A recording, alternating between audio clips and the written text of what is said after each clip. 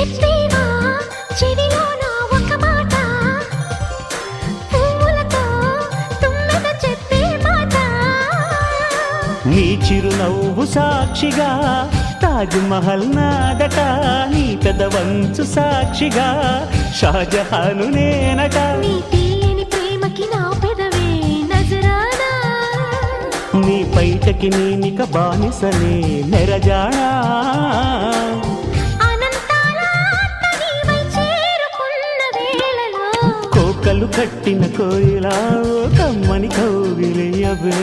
తేనెలు మరిగిన తుమ్మెద కను చూపుల గారడి చేయకే.